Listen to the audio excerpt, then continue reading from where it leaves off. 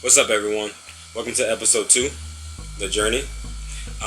In episode 1, I was basically saying how if any part of your life, if you wanted to be a doctor, lawyer, any kind of career, you want to change your life, you have a problem with social media, problem with lust, better friendships, anything of that nature, whatever you decided was your ultimate big thing that you wanted to change, the one thing you need to do is to basically admit that you want to change that thing, right? And change that area of your life that you really want to work on dramatically, right? Um, After addressing it, this video right here, this video number 2, is going to basically help you to implement that change, right?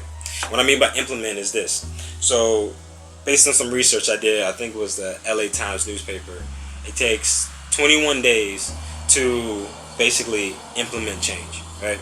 Or to like break a bad habit. So say that you are on Instagram or Facebook or any social media platform and you spend a ridiculous amount of time, right? I remember back in the G when I was really on social media and like that, I would be on Instagram from anywhere between 8 hours a day, between 8 to 12 hours a day. Imagine when you sleep 8 hours a day and you're spending 8 to 12 hours a day on social media. At the minimum, you're spending 16 hours either not being productive, or up to 20 hours not being productive. When you only have 24 hours in a day, you're spending majority of it not being productive, right? So I say all that to say that you have to basically admit what you wanted to in video 1, and in this video apply the 21 day rule, right? So for me, what I really got on myself about was to really change my reading habits, right? The one thing that I realized is that a lot of people that I looked up to, the Mark Cubans, the Nipsey Hussles, who else? I looked up to them, and then one thing that they did that I really appreciated was they read a lot, right? And there's a lot of great books out here that have a lot of great information, right? So my first book that I picked up was Rich Dad Poor Dad, right? So I wanted to learn about finance because I didn't know anything about finance. It's not like my parents didn't know anything about finance that they couldn't teach me. It's just that there's some things that my parents didn't know that I needed to look out, like search out for myself, right? And so Rich Dad Poor Dad was my first book, and I decided was, okay, I'm going to do this every single morning for the next 21 days and beyond. But first I need to get to the 21 day mark. And then not only am I going to do 21 days, I need to figure out how many pages am I going to read every single day for 21 days, right? Some people like to say, oh, let's read for 30 minutes. But I view 30 minutes as a long time to read, in my opinion. I didn't want to sit there reading because I have to build up the understanding, like, okay, I want to read this book, right? So like I have to basically convince myself that I want to read this book. It's one thing to pick a book and like what you've read, or like pick a book that you like or that other people have told you about, or other things like that, where like an outside source is convincing you that you need to have this book to read. But it's one thing when you choose the book and then you say, I want to read this book because I think I can learn something from this book, right? That's another totally different aspect. So when I decided to pick that book, I was like, all right, cool. That's one advantage for me, the simple fact that I chose this book and not the fact that I like this book, right? So it's like me picking the fact of the book. So it's going to give me that extra boost to stay committed and keep reading the book, right? So I decided to read, because I did this every single morning before I went off to school, was read 5 pages, well actually 7 pages every single day for 21 days to try to implement me trying to learn, get better at reading, right? And learn this material. So I did it for 21 days. I would read, write notes, and finish my 7 pages, and then I would continue with the rest of my day. Like, it was just something that made me feel confident before I even started my day, that I knew that I accomplished something that I wanted to do for myself. It was like a self-empowering thing that I did that made me feel like really good. Like, it gave me extreme confidence just going out into the day, right? So say back what I was saying about your thing might be social media. So say if you're on social media for a ridiculous amount of time, what you need to do is, for those who, I don't know anything about Android, but for those who have an iPhone, you can set a limitation of how much time you want to spend on your phone, and you can set limits. Like, okay, cool, I'm not saying that you're going to do from 8 hours. For me, it was like 8 hours to 1 hour. Like, It's impossible. But if you go from 8 to maybe 4, maybe half of it, yeah, right? But then the caveat to that, something that you also need to do is, what are you going to do for those 4 hours, right? You can't say, oh, I'm reduced, from 8 hours to 4 hours of social media, and then just have an empty 4 hours. Like, you gotta implement something into it. So you gotta not only change the fact that you want to change those hours, you also gotta implement things. So say you want to work out, use an hour of that time to work out. Say you want to, say you haven't called your mom or your dad or your family members, call them. Say you got some friends that you haven't really talked to. See like who your real close friends are, call them. Look for a job if you're not too scared of the pandemic and stuff like that. Just try to implement things in those 4 hours to keep you busy, so your mind is distracted and not being like, oh, I'm gonna just sit here and watch TV, which is gonna ultimately revert you back to your iPhone or to your cellular device, which is gonna make you go back on social media. You feel what I'm saying? Like, if you struggle with something, you gotta implement things that's gonna help change that dynamic, so that you're not just having wasted time, right? The one thing that I do for sure, and I know this for sure, there's a key thing to do. Every minute of wasted time that you don't account for is time that is going to be dedicated to things that are not going to be able to improve you. So, like, for me, what I try to do, I try to wake up, I try to work out, I try to do my morning routine, which is read a book, meditate, read my Bible, do 50 push-ups, make my bed, give God thanks, right? So that's my morning routine. I try to keep my time divided by doing things that's going to keep my mind off the things I don't want to do, right? So that's part one. Part two is about the whole, from 21 days to the whole 90-day thing, right? So you got to look at it like this. When you have 90 days, right? You got to look at it like, don't look at it as, oh, I got to get to 90 days. Look at it as, let me just get one day.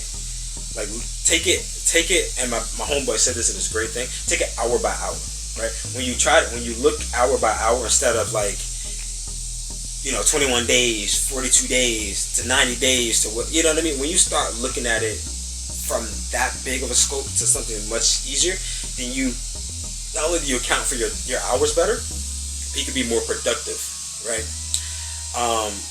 So look at the 21 day rule as, okay, let me get 21 days and let me reward myself after the 21 days. Say you had a really cool shirt that you wanted, some nice socks. I'm really big into socks. So if you got some nice socks that you want to buy, some nice shorts, a pair of pants, something, not like go out and buy like a 40 pair, like $100 pair of shoes or anything like that, but keep your budget pretty small and, do something nice for yourself, and reward yourself after the 21 days and keep doing that. So you look at it like, okay, cool, if I get these 21 days, I reward myself. Also, what you need to do is also have an accountability partner. So you need to have somebody accountable, so that, somebody that's going to be stern on you, right? So whoever you believe to be your more stern friend, somebody you can really count on, if it's your mom, if it's your dad, if it's your brother, if it's your sister, if it's your neighbor from down the street, even if it's your homegirl, your homeboy, a co-worker, anybody who's going to be hard on you, you want to tell them like, look, I have a plan of trying to reach something in 91 days, but I'm going to do it in 21 increments.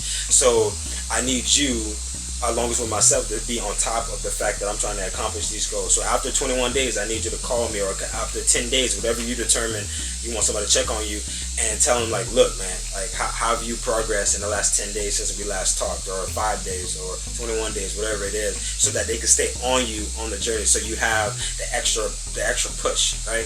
Like I said, the book was the extra motivation. You want to do it, but sometimes somebody needs that third. Some people might even the fourth or the fifth. But if you believe that you need a lot of extra pushes, you got to set up the system to allow you to get those extra pushes. Don't be like, oh, I don't have nobody to go to. It's like, all right, cool. Well, then what are you going to do to help you get to that goal, right? Everybody has their own obstacles. Everybody has different living situations. Everybody has different, different circumstances that they're in. You got to do what's best for you to get you to that destination that you want to achieve. I always say this: it's preparing yourself or ensuring your future, right? As much work as you do in the beginning will, in my opinion, will get you to the destination that you're trying to get. So how much work and how hard you go and how much effort you put in will determine what you get out of it, right? And so you reap what you sow. It's the same thing, right? So if you got to put in the effort and be determined to achieve that goal, right? Whatever it is. And that's part 2. So part 3 is to really find out who you are at the core. And it took me to go to Wheaton in Illinois, come back for me to understand, like, who do I really want to be? Like, who is when I look at the person in the mirror, who is that person that I want to be like, yeah, like that's the person that I want to be, right? Like, who do you imagine yourself being? Like, some people be like, oh, I want to be, I'm gonna just use my example. Say in the beginning I want to be a football player. So like I'm imagining myself as, my opinion, I looked at Antonio Brown as being like my image, right? He's short, I'm short, right? So I'm 5'9.5", so he's roughly 5'10", I think it is. So if he's that height, if I'm roughly his height, all right, I need to work on my footwork, I need to work on my speed, I need to work on my hands, I need to work on my separation. So I'm modeling myself after that person, right? So you need to envision not saying you have to be that person, because being that person you can't do, but taking some of the skill sets that he has and then using your God-given ability to combine the two, that is your true being of who you can be, right? So you have to find who you want to be at the core. Like what values do you want to have? What kind of relationships do you want to have? What kind of goals do you want to achieve?